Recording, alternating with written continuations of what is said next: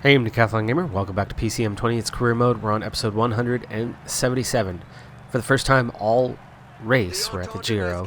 It's stage 19, and I decided, why not? Let's put somebody up the road in the break and try to utilize them as we go up the climb back into the group. So I really didn't want to commit at all, but this group is a freaking mess. There's 10 riders, 5.5 minutes up the road. It's a quite comfortable lead. It could end up be Talpov fighting for the stage if they get too far up the road, but what's happening instead is the group's already fighting for the stage amongst each other, and we're seeing constant mini attacks, and this has got to be doing damage to the riders in the group outside of Talpov, who is just cruising along. So for now, the gap is ultimately kind of the same, but you're getting all this wasted energy within the group. And for Talpov, he's got to be benefiting from this constant stream of attacks because it's everybody but him that's doing this. And we are contributing, so I don't know why. It's just the group is very much locked into that idea of leaving one another behind and taking the stage in that manner, and it's not actually working out in that way at all. So meanwhile, back in the Peloton, you've got the whole group here. We've now got 100 kilometers to go, and it's just one climb today, but it's going to be a pretty massive, hefty climb. The Cascata del Toce? Yeah, sorry, Italian, not my strength. It's only 3.8%, but it's 33 kilometers. It only maxes out at 9.1, but it's fairly relentless as an uphill slog. So it is going to do its damage. It is going to whittle things down in time, especially if it starts at a high pace. If it starts at a high pace, it's going to do damage, and then that damage is never going to be recoverable. So that's the main thing about this one, is it's just a distance factor. You can see there's two little sectors where things even off for a while, there and there, but it's not long enough for any recovery to happen. But again, this group destroying themselves, and so that's good for Talpov. Talpov's got to be benefiting from this constant stream of attacks within the group, and meanwhile the gap has actually come down slightly. But those hard accelerations have got to be taking a little bit out of these guys. You figure. It's rather annoying to be in this, but it's working. It's working. 72K to go now, so we'll keep on in the way we are. Talpov not even actually doing any work, so he's staying nice and fresh. Occasionally he's the one pulling back the front riders, but never more than occasional on that, and never riding hard to do that. Gap's down to 4 minutes, by the way. We're also down to 56K, so our final time getting water will be relatively soon. We're seeing a little bit of a harder attack this time, and it does bring Talpov near the front, but no, didn't even have to end up doing the work. Not actually committing him to that ride in any way. We're just saving ourselves committed to essentially just put in the minimum amount just to keep the group organized, which it isn't. It isn't, but it would be a whole lot worse if we were just sitting on. But it's the same story. 3 right away, it's 7 chase it down. Get it again. 45K. This might be a good time to get that water. We're definitely going to start going up. There's no more down. Not for more than a kilometer or two anyway. Final time getting water. Killing. 4.5 minute gap. So it's come back out slightly. There are a couple of riders who want to go it alone. But that's close enough that these guys will be caught, I would think. If it was out 10 minutes, then Talipov would be focusing on the stage. And it is out to 5:20 at the moment, so it has gone out a bit more.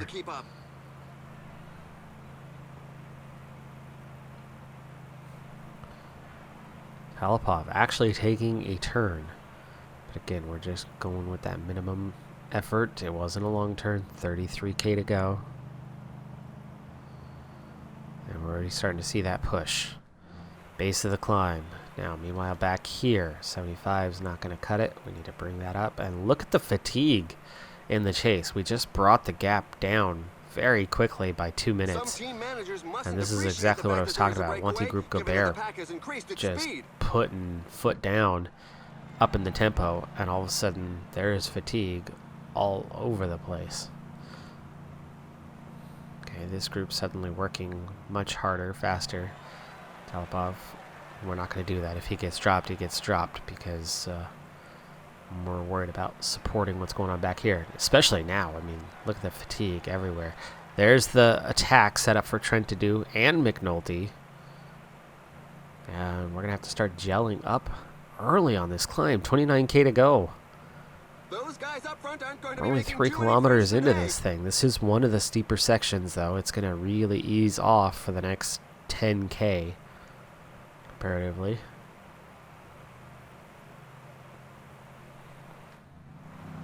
And meanwhile, up the road, and this is also why I don't go up the road very often, so Talipov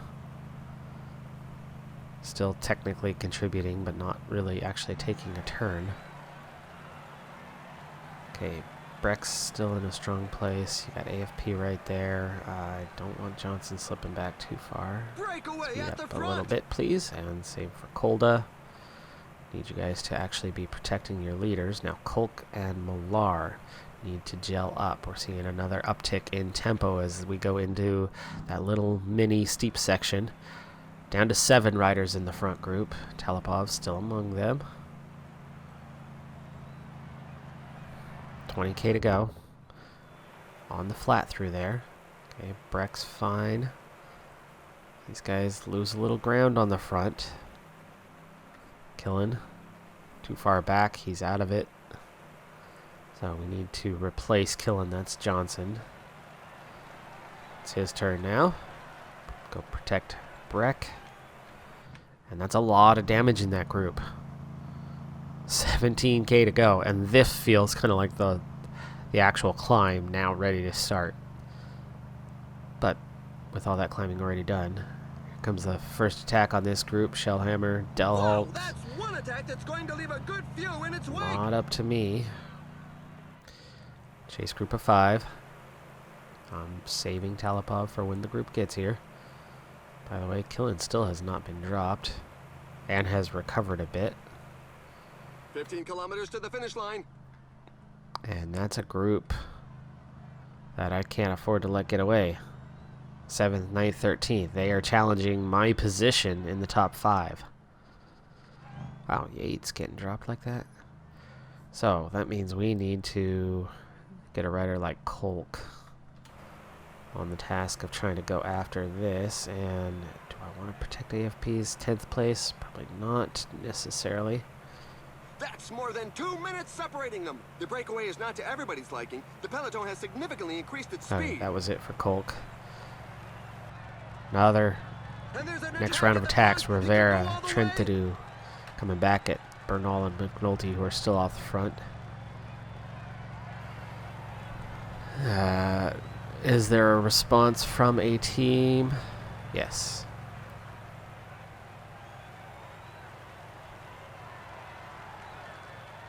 Okay, next, is that Lopez going now? Yes, Lopez and Paulus trying to go. There's Talipov.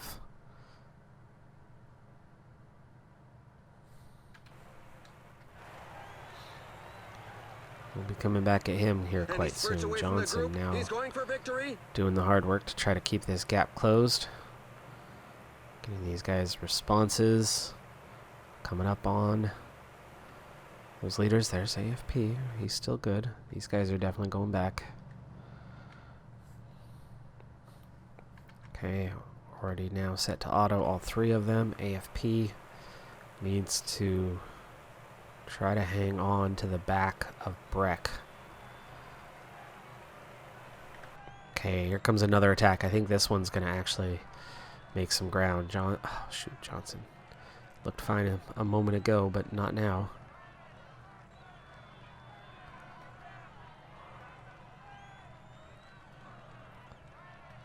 Still 12K. This is a ridiculously long way out, but I could see this move being a strong one. You can see how those guys immediately opened that gap.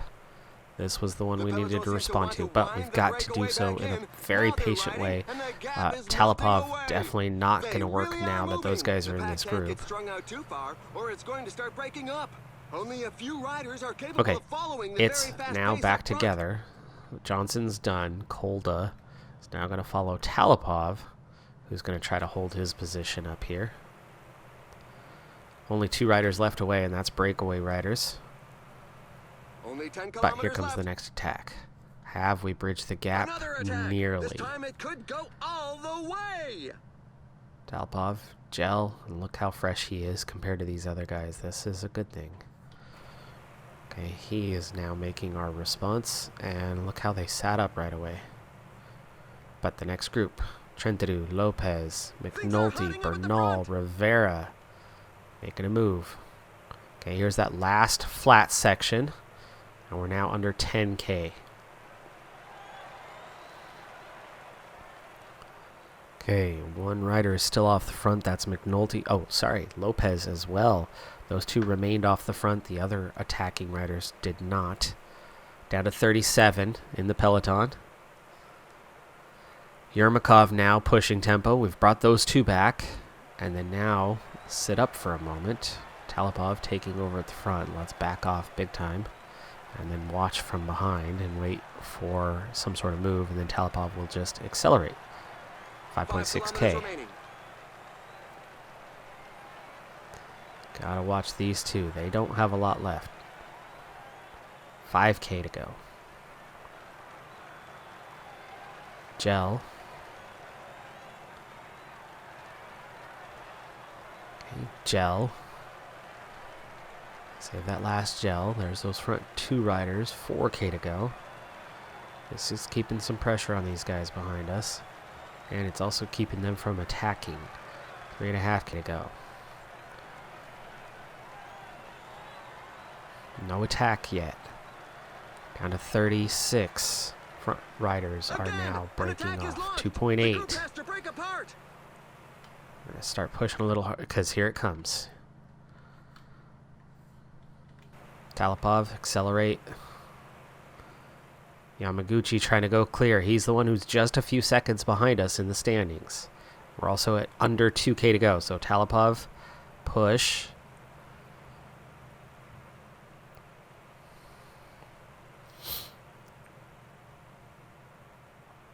$1K to go. Breck can now attack. And we're splitting off the rest of the group. We're going to fly past Yamaguchi. Not going to win the stage. However, we might get a top 3. No, 4th. It's going to be 4th. Can't quite get past Delhalt. So close to getting 4-second bonus. But look where we have finished comparatively. We gained time on a climb. 2 in a row, really. Yermakov, the only one finishing ahead of us outside of the 2 breakaway riders. Breck crosses the line in 4th. Yamaguchi a little bit behind. And then Kolda and AFP 6th and 7th. We are gaining time on our competitors. And not just for Breck, but this gives AFP a little bit more of a shot at something. We don't know how much time we'll have gained here. But wow, okay. Things actually worked out for our weekend climbing team. I mean, we have 0 riders in any stage in the 19 stages we've done of this Giro. We have 0 riders that are among the favorites. And here are the race None. that we've selected for you. And here we are pulling off result after result with a team that's just shy of where it needs to be. Breck gets same time as Yermakov, so he's only 16 seconds down on Shellhammer. And then that doubles, Yamaguchi doubles that time gap. Kolda on same time. AFP just a further 11 seconds back. And then it's a minute to Palace, and then a minute 13 to the next group, where you get a number of your top 10 riders. Lopez ends up losing time from his attacks. And other competitors at 2 minutes down, so significant time gaps. I was worried about losing time today, and instead we do the opposite. So here we are, Yermakov much more comfortable in the lead now at 2:13 over Lopez. Sivakov at 4 minutes down. Rivera also, and then Breck almost in no man's land now, except Yamaguchi is an incredible time trialer. I figured we had no shot when we were just seconds ahead of him. Now, 45 seconds ahead. I mean, that's almost enough time. Maybe, probably not. Great race day condition, though, on that final stage. Could see Breck hang on to 5th place. Possible. But also at 2:15 behind Rivera. I don't think there's much of a chance of catching him, but maybe. So we're certainly giving ourselves a chance. Barrow, who was well out of it, but then that breakaway 1-2 with Gegenhardt, just last stage, back in contention and inside 10 minutes, the last rider inside 10, Bernal, teammate just outside of that mark. AFP moves up a spot, now 9th place, 2 seconds behind Bernal, just seconds ahead of McNulty, and a much better time trialist than them. You could see him jumping to 7th in the time trial. Of course, we still have another punchy stage to get through. I'm not entirely sure what that profile is like. Kolda also moving up a few places to 12th, but he's not a time trialist, so no expectations there. Wow, okay, well, that was nice. Let's move forward. And we move forward to stage 20. This is a punchy stage, but realistically it's more like a sprinter's stage. But because of that profile, I can't quick sim it, otherwise guaranteed you're going to see time gaps. That's just the way this game works. But then this happened. If you look at our riders outside of Breck and Kolda, everybody is feeling the slight undulation. What they're feeling is the tempo. We've never had a proper breakaway today. We've had 1, 2, 3 riders pull out 20, 30, 40 seconds at most, and it constantly being chased down.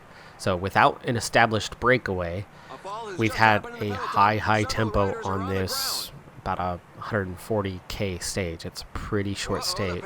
And the worst of the undulation is now behind us. We've got a little bit left to cover, but we're very much pushing towards the end and starting to see riders fall off the back, including I've got some guys in danger right now. Kolk primarily, Killen, Johnson, Millar are all pretty fatigued, and we're down to just 11 kilometers, so this is coming up to its end quite soon, and I'm going to go ahead and sprint train right now where the pace has just lifted. This is the perfect time to do something. So I'm going to put AFP on the back and just try to get him to the end. Meanwhile, Breck looks amazing today with a +5. Of course, he's reconnoitered the stage. He's got the objective. He's happy with his position in the standings.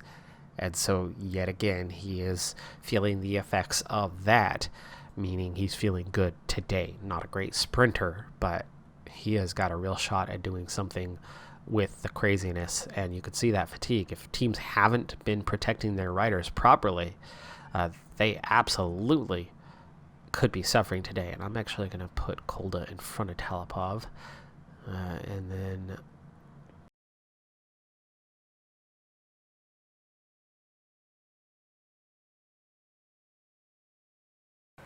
okay, we're going to start our push right on this little Cat 3, which is going to be in just a moment. Here's the downhill, then the uphill, so we want to push for the downhill so that we can go straight into that uphill and already be making a move. If we can split this field up and cost even a single contender time, then this is going to be a successful move. There are 5K to just 5 go. kilometers left. Millar leading through the top of that one. Nearly done now. And on to Killen. And let's gel up for the rest of these guys. AFP struggling to hang onto the back, but don't think he'll face much threat of actually getting dropped. But here goes Killen. This is the last little climb, last little push onto Kolda, who's going to sprint it out. It's 2K to go. Talipov now. 1K to go. Here's leading out Breck. Breck sprinting for the line. AFP is going to slip back, but can Talipov and Breck? No. Oh, McNulty's going to beat Breck to the line, but he is going to grab second place. Well, So that's good. Win. American 1-2. Talipov can't quite hang on to third. Bernal gets it. But that's a bonus 6 seconds for Breck. So we've done something with it. Even if none of the contenders end up losing time, we gained 6 seconds. So not a stage victory, but damn close. On to the final stage of this year's Giro. Of course, my objective is top 5, and we are just inside that right now with pressure coming from one of the best time trialists behind us. David Killen set off at a 76. He's a good time trialist, and it's 32K, so that's full time trial rating. So that's a 78 with 75 resistance. He set off at a 76, was definitely earning a deficit. We dropped him to a 75, and he seems to be holding since then. So I think a 75 is going to be the way to go. You might need a hair of 74. It looks like he's not quite going to make the end on that 75 effort, but we're using him to gauge where we're at, where we need to be. Right now, he's got a top 10 time, but as he approaches the finish, heart rate drops with 550 meters to go.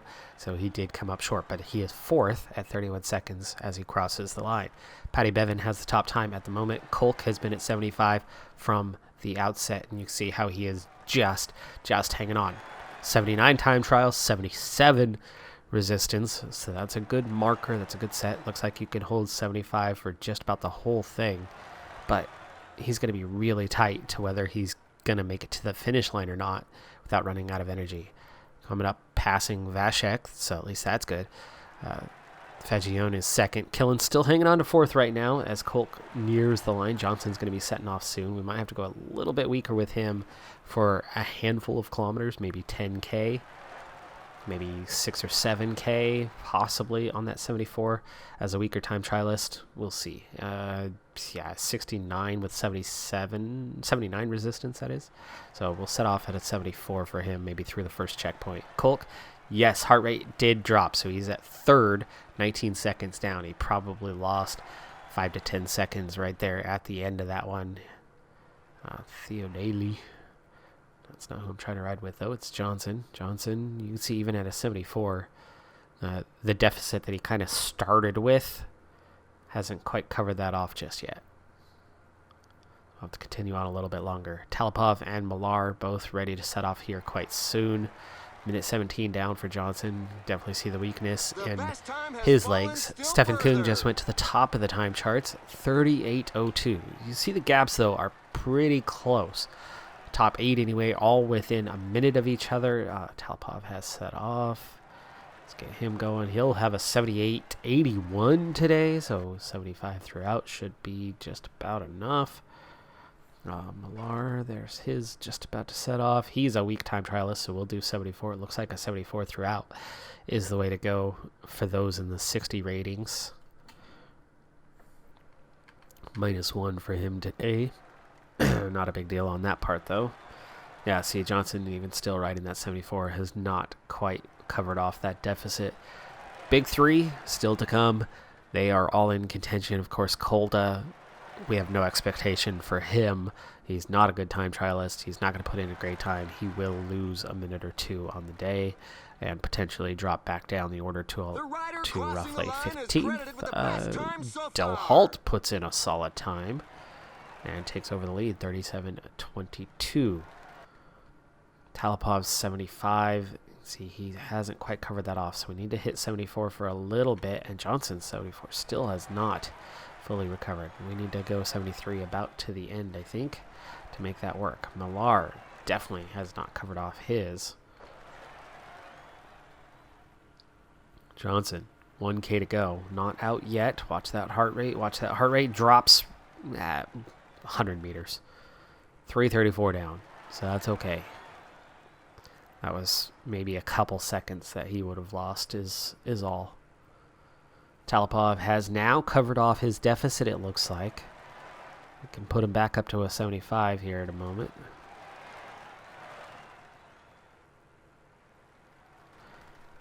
Okay, we'll give that a shot. Go to that 75, push that just a little harder.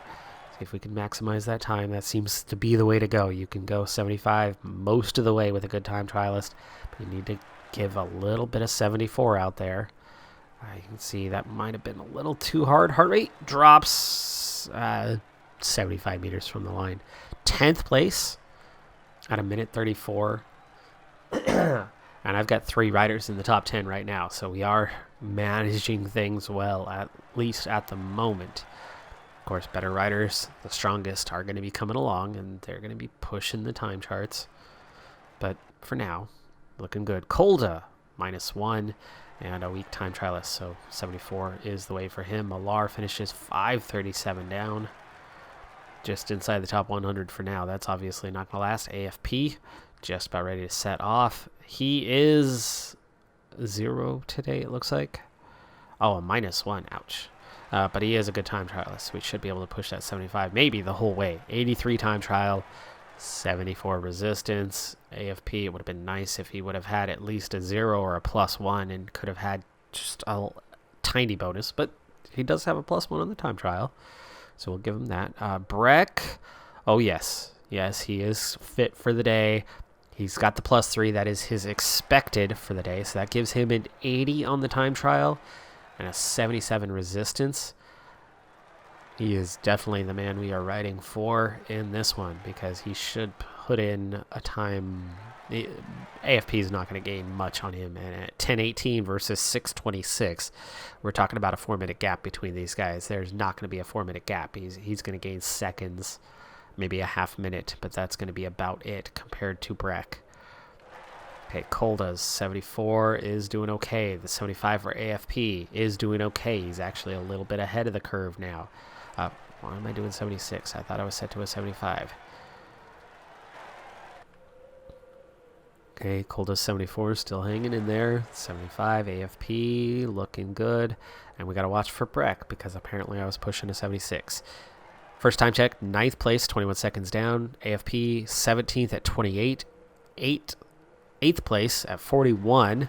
Now 9th as somebody goes ahead of that. Now 10th at the second time check. So we're seeing some good times in between AFP and Breck, and that's worrying for Breck, because that means those guys are challenging. He's 13th at 44. We are going that little bit slower. Kolda already out of energy before the line. I don't know quite where, but he loses 507.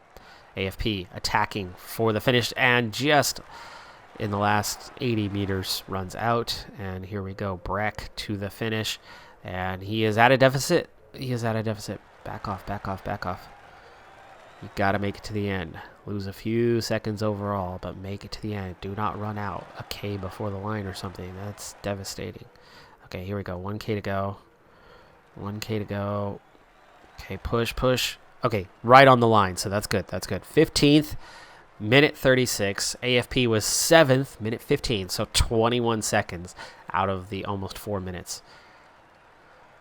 And for us, AFP does put in our top time. Kolk is down to 10th. Killen is 14th. Talipov is 15th. And Breck is 16th. So we sandwiched 5 riders between 8th and 16th right now.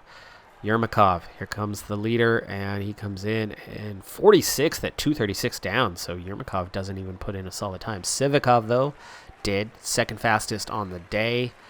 Barrow, Yamaguchi, all top times. AFP and Kolk squeezing into that top 10. Okay, well, we'll see what the damage is. Breck hangs on to 5th. Breck by 14 seconds over Yamaguchi.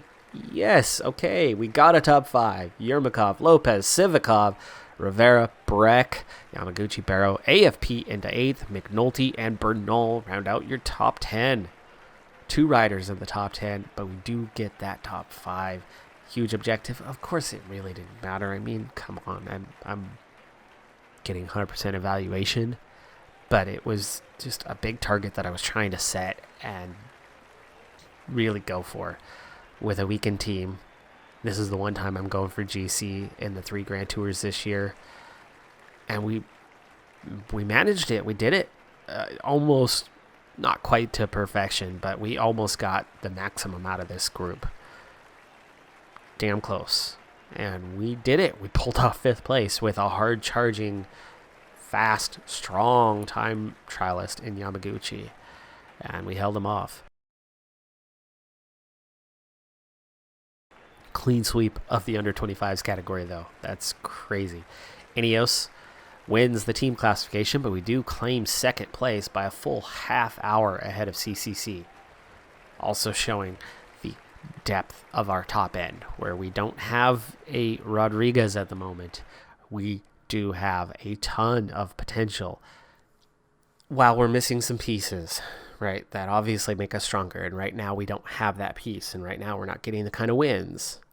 But the depth, we never had this before, right? The first time we made World Tour, those 3 riders, we had a Barradour and a punchy Kevin Vermark that pulled us into that level. And Zeta was the one solid rider, and Vermark was still very much...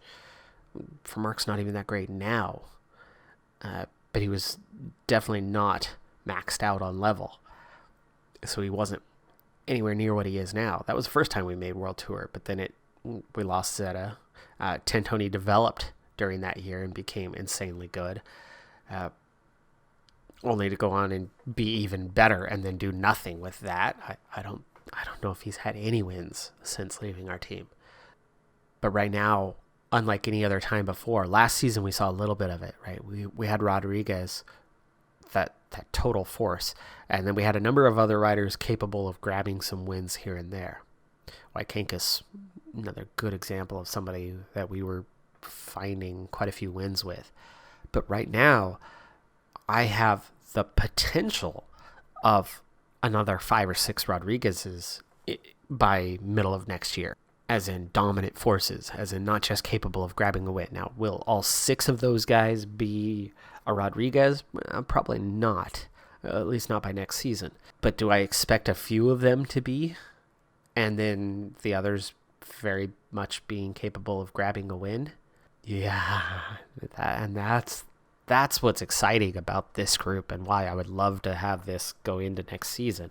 Rodriguez was only a 79. Remember that.